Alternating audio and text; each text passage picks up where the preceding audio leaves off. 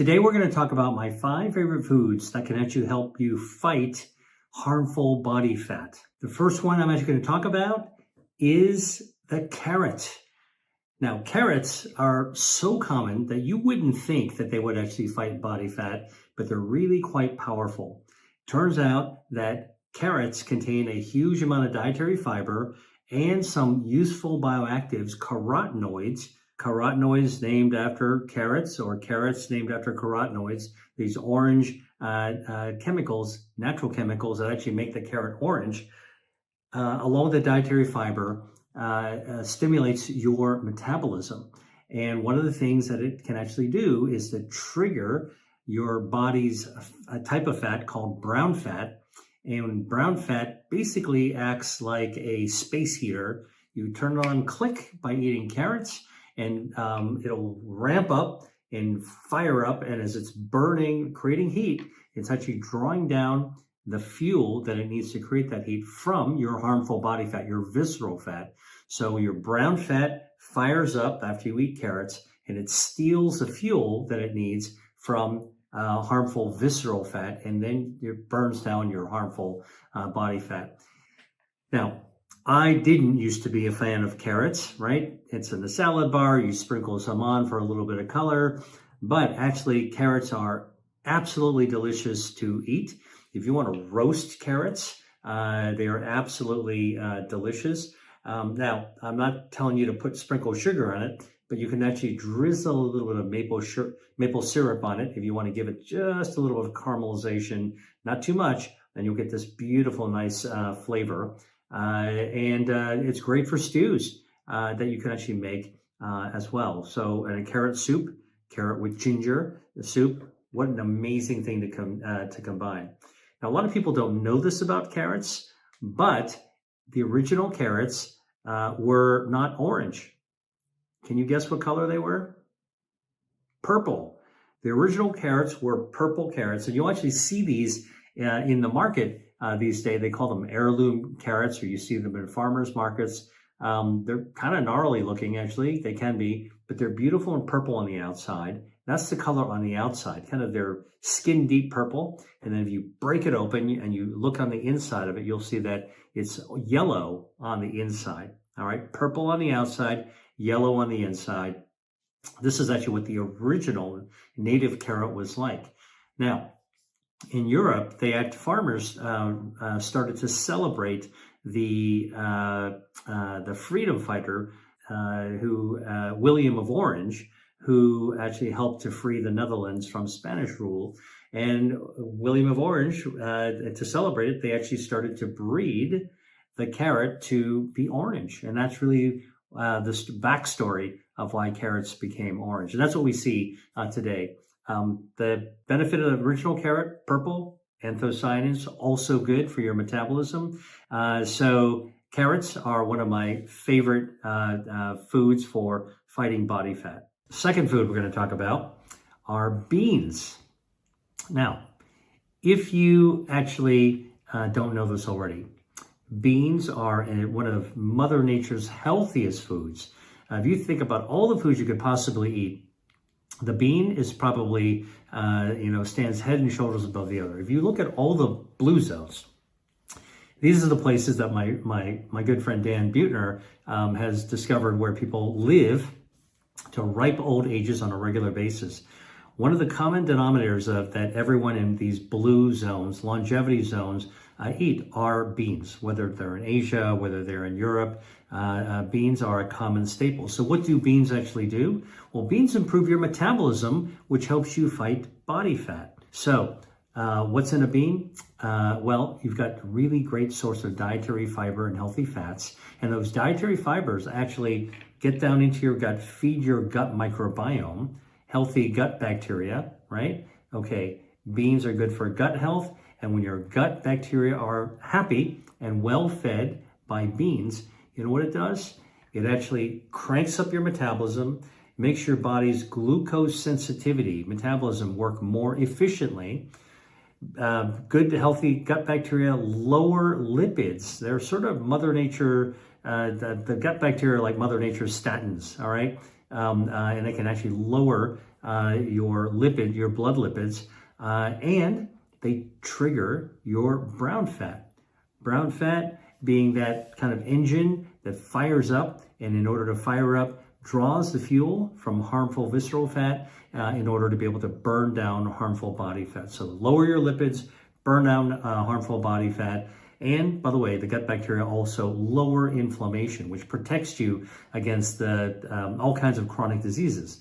Now, studies have been done actually looking at people eating just a simple can of pre-cooked beans. These are like grocery store beans, white beans, for example. And it was shown that eating just 5 cups of canned white beans, navy beans, over the course of the week, right? 7 days in a week, just 5 of those days, you have 1 cup of navy beans, and you'll actually burn down harmful visceral fat, and your waistline will actually shrink. This was done at the University of Toronto, and by shrinking your waistline, it actually means that the harmful visceral fat on the inside is actually shrinking as well. So, how do I like to eat beans? Well, first of all, I like to soak them. Okay, you can get rid of some of that phytic acid. Makes it faster to cook as well. Makes them also less gassy, if that's something that you're concerned about. And I love to just have a simple bean soup or a bean stew. Cook it nice and slowly. Add a little bit of garlic, add a little bit of rosemary, add some carrots, which we talked about, are also good for your metabolism. Cook it down very, very slowly. Man, what a great dish that you can have that's gut healthy, fires up your metabolism, and burns down harmful body fat. By the way, when you make beans, the best part about it is that usually you make enough so that you would have enough for the next day. So if you're doing it for dinner, making a bean stew, you're definitely going to have enough for lunch or maybe even a second dinner. And beans are one of those dishes, one of those foods that tastes better the second day, even better the second day. All right, so that's the second one of my favorite foods that fight fat. Third food, let's talk about chili peppers. Okay, now I know some of you are saying, I can't stand spicy food. Well, you're probably a super taster. That means that your taste buds are really, really densely packed on your tongue. So even a little bit of chili pepper stimulates all these taste buds, and it can actually be a little hard to take. But for most people, chili peppers are just fine. And in fact, it's that zing that you get when you have hot sauce, for example, something spicy. And chili peppers come in all sorts of forms, right? You can actually have them fresh off the plant, sauteed fresh chilies. You can have them roasted. Roasted chilies actually have this deeper, slightly different flavor than the fresh ones. You would saute. You can have them dried, right? So think about what you sprinkle on a pizza, those dried chili flakes, also chili, all right? And then there is chili powder, which you can have as well. Now, there are hundreds of different kinds of chilies, and I'm not going to really talk about all the different types of chili, but I do want to say that chili peppers contain a natural bioactive, a natural chemical called capsaicin. That's capsaicin, capsaicin. And this is the natural chemical that fires up on your taste buds. So here's what happens. You have some chili pepper, let's call it hot sauce. That show where they actually have celebrities eat super hot wings, all right? And you can kind of see that reaction when the sauce gets hotter. Well, that's the capsaicin. And capsaicin attaches to the taste buds on your tongue. Okay, here's the capsaicin. Here's the taste bud. It gets right into that taste bud and it fires up a signal, all right? That's the key going to the lock, and it sends a signal from your tongue into your brain. Now, that signal from capsaicin to your brain causes your brain to release hormones, okay? In this case, epinephrine, and that's a stress hormone that comes down. It causes you to sweat. It causes you to breathe more heavily. It causes you to flush and get red. Sound familiar after eating really, really spicy food? So we know this happens. And actually, if you eat something really spicy and close your eyes, you'll actually feel that signal going to your brain and coming down your neck, because the hormone, that neurotransmitter, actually goes down the nerves to your neck. And you know what they do? That adrenaline, norepinephrine, actually fires up your brown fat. Remember the brown fat? That's the kind of fat that actually fires up like a space heater, and it burns down harmful visceral fat. So back to the chili pepper. When you eat spicy chili peppers, all right, what you're doing is you're actually firing up your brain. Your brain is then sending a signal to your brown fat, and your brown fat's burning down harmful body fat. I happen to like spicy foods, not too spicy, but spicy enough. It's just sort of part of the joy of eating, have a little different flavor. If you're not sure how to actually look at chili peppers, go to one of these hot sauce stores, and they're a wealth of information about them. But you should try it. It actually is really, really good. A little bit of spice is actually really nice in terms of your metabolism. Okay, next food we're going to talk about. Mushrooms are great for burning down harmful body fat. Now, how does that happen? How does a lowly white button mushroom do this? Well, it turns out that mushrooms are kind of soft, but they're pretty powerful. They contain a natural substance called beta-D-glucan, G-L-U-C-A-N. Beta-D-glucan, it's a soluble fiber. And you know what that soluble fiber does? It actually gets down and feeds your gut bacteria. Beta-glucan also turns on your brown fat to help burn down harmful white visceral fat. And beta-glucan also lowers inflammation. So again, mushrooms have these multi-pronged effects to help you burn down body fat. And let's talk about mushrooms for a second, because I love mushrooms. I like to cook. I love eating mushrooms. The beta-glucan is found in fancy mushrooms like porcini, all right, but morels. But beta-glucan is even found in that lowly white button mushroom, all right? So if you go to the grocery store and you buy white button mushrooms, they're very inexpensive. What do we normally do, right? We take them home, maybe wash them off a little bit. Sometimes there's a little bit dirt on them. I highly recommend that. And then we cut off the stem. And I used to throw away the stem and just eat the cap, cook with the cap. But I'm telling you, the beta-glucan is in the cap of the mushroom. All right, so you've got good stuff in the cap, but the stem has twice as much of the beta-D-glucan. All right, so eat the stem as well as the cap. If you're not sure what to do with the stem, you can saute them, or you can make them into a soup. Just put them into a blender. You can actually even put it into a smoothie, kind of as part of, it'll give it a little bit earthy flavor to it. But I will tell you that, or put it into a soup. But beta-glucan in the mushrooms. So white button mushrooms, shiitake mushrooms, maitake mushrooms, oyster mushrooms, portobello, all crimini, all great culinary mushrooms. Now, how come I haven't mentioned the other types of mushrooms like lion's mane, reishi, etc., cordyceps?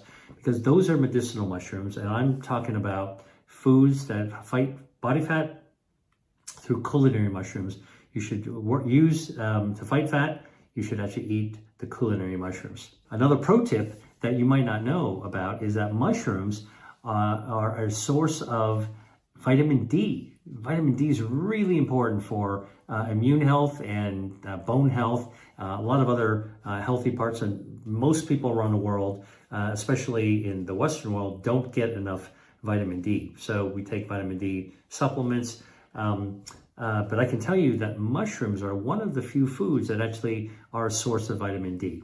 Hey, if you're enjoying this content, then I know you'll love my guide on the 5 foods that you can add to your daily routine to optimize your fitness. We all know that food is a powerful tool that we can use to elevate our health. And my guide tells you about 5 specific foods that you can add to you and your family's next meal plan. And you can get it for free right now in the caption below. Now, back to the video. All right. So, the human skin can make vitamin D, but we got to go outside in the sunshine. All right. Same deal with mushrooms. If you want to have your mushroom, which is a source of vitamin D, make more vitamin D, you know what you do? Take that white button mushroom, slice it longitudinally, lengthwise, all right? And put all those flat pieces on a plate and stick it in your kitchen in front of the window with the sun coming in. And when mushrooms get a suntan through the window, guess what? They make more vitamin D, just like human skin. So a little pro tip, if you want your mushrooms to do a little bit more work for you, in addition to burning down harmful body fat and fueling your gut health and lowering inflammation, you want your mushrooms to actually give you a source of vitamin D.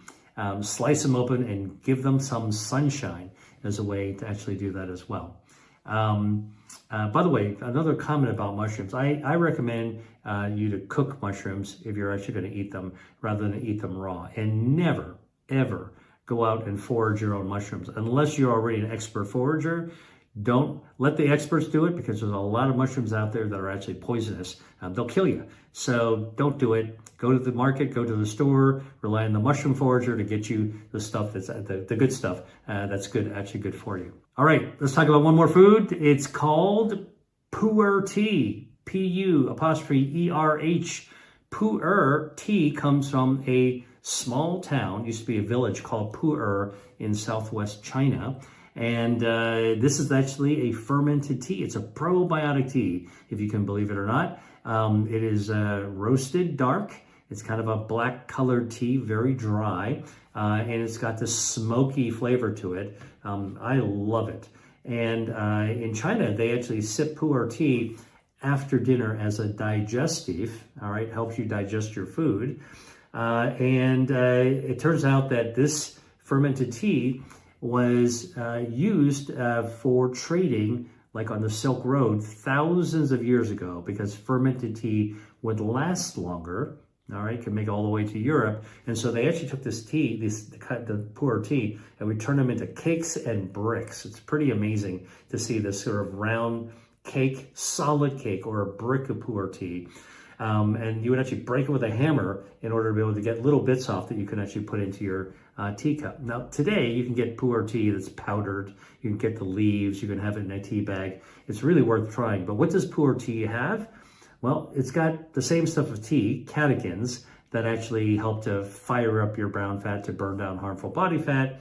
But pu'er tea, because it's a probiotic tea, all right, it's got its own bacteria, healthy bacteria in there that feeds your gut, which then lowers inflammation, lowers blood lipids, and helps to fire up your brown fat as well. And so pu'er tea is a digestive that actually does a little bit more, and it actually burns down harmful body fat. I hope you found this useful, and thank you for watching. Hi there. If you enjoyed watching this video, I know you'll love the next one. Stay here and check it out, and I'll see you there.